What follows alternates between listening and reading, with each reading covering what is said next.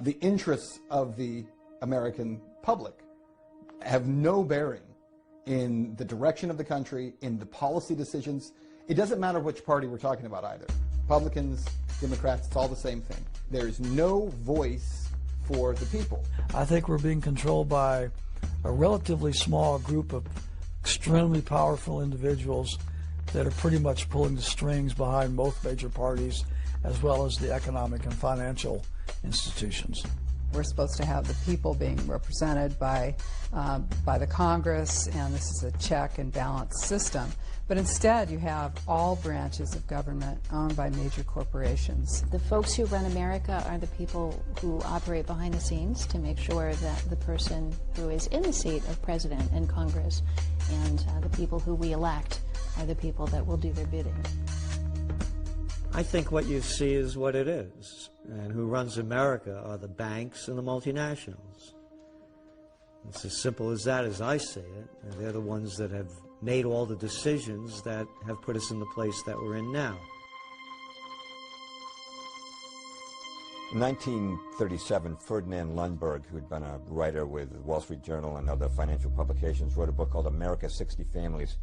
And in that book, he documented that the country was being run by an oligarchy of the wealthiest families, including the Mellons and the DuPonts and the Morgans and the Rockefellers and the Warburgs. And he showed that they were running the country as an invisible government behind the democracy that we see upon the surface. In fact, a study by Princeton University has come out saying that the United States is more of an oligarchy than it is a republic or democracy. Why? Because the public has no say in the policies and in the system that's been set up by politicians.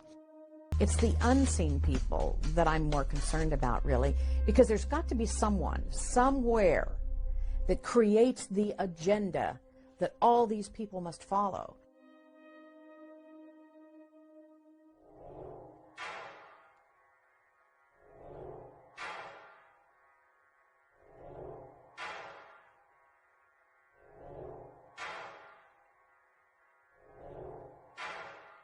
In the late 19th century, wealthy monopolists, most prominently John D. Rockefeller and J.P. Morgan, were growing in economic and political power.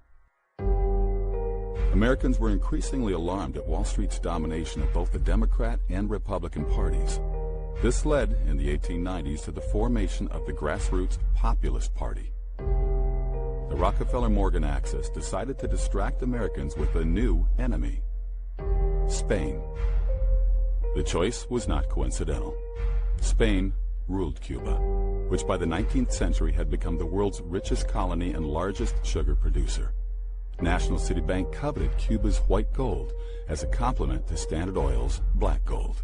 The Yellow Press, led by William Randolph Hearst, New York Journal, began inundating Americans with fabricated tales of Spanish oppression. Spaniards feeding Cubans to sharks, roasting Cuban priests, slaughtering hospital patients where no hospital even existed. The decision to send the Maine to Havana was made at a secret White House meeting of which no minutes were kept. The Spanish government was not expecting the Maine when it sailed into Havana harbor. Captain Charles Sigsbee, captain of the Maine, said, "It became known to me afterward that the Maine had not been expected, even by the United States Consul General." By what oversight was no one in Havana notified of the battleship's arrival? However, no shooting erupted. The Spanish permitted the Maine to dock. For 3 weeks, the Maine sat in Havana harbor. In the meantime, the Yellow Press drove anti-Spanish feelings to fever pitch. William Randolph Hearst paid bribes to have the correspondence of the Spanish ambassador spied upon. One letter, critical of McKinley, was stolen and reprinted in Hearst's journal under the headline, "The Worst Insult to the United States in Its History." 2 days later, a horrific explosion tore apart the Maine. 266 men were killed.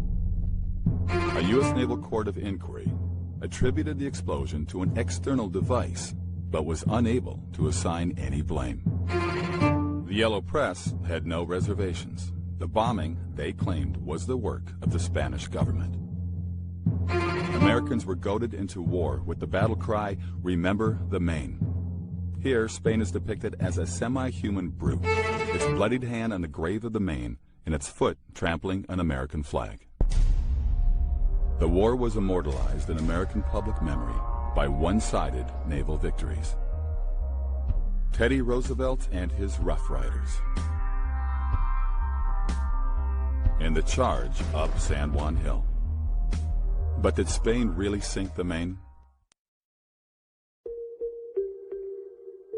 All Spanish documents revealed that Spain wished to avoid war with America at all costs. Her mostly wooden navy could not hope to compete with the modern U.S. Navy, which consisted increasingly of steel ships. Admiral Cervera, who commanded Spain's Atlantic Squadron, warned his government of our lack of everything that is necessary for a naval war, such as supplies, ammunition, coal, provisions, etc. We have nothing at all. A provocative act against America, such as sinking the Maine, was clearly the last thing desired by the Spanish. But who did want to sink the Maine? Detectives often solve crimes by examining who profited from them. To help finance the war, the Rockefellers' National City Bank loaned the U.S. government $200 million. No income tax then existed. To help repay the loan, a telephone use tax was levied on the American people. It remained in effect for over a century. The loan was negotiated by Assistant Treasury Secretary Frank Vanderlip.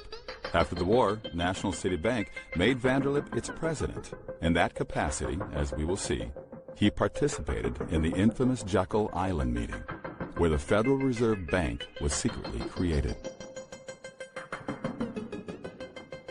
Mark Twain wrote, "When the smoke was over, the dead buried, and the cost of the war came back to the people, it suddenly dawned on us that the cause of the Spanish-American War was the price of sugar." The Rockefeller-Stillman National City Bank benefited most directly from it, for Cuba, soon afterward, became dotted with National City branches, and the Cuban sugar industry gravitated into National City's hands.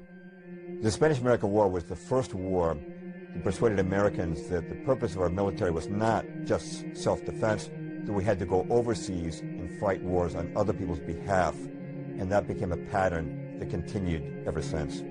So without William Randolph Hearst, who championed this and who maybe was one of the people that stood to gain from the new possession, gain from the Spanish-American War, without him and without Hearst newspapers, there would have been no problem with the Maine.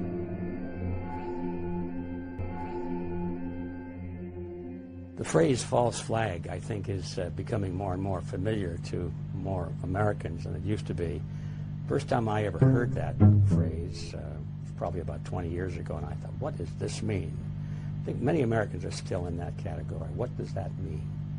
Well, first off, so people understand what we're talking about with false flags, that goes back to the days of the old sailing ships, and everybody had their country's flag. And the idea was, it took a long time for two sailing ships to approach each other, and so they wanted to get up close so they could attack, and so they would put another country's flag up. Say they were pirates, they'd put a British flag up and then get right next to you. Then they'd run up the pirate flag and board your ship. So that's where it became known as a false flag. The event seems to be something other than what it truly is.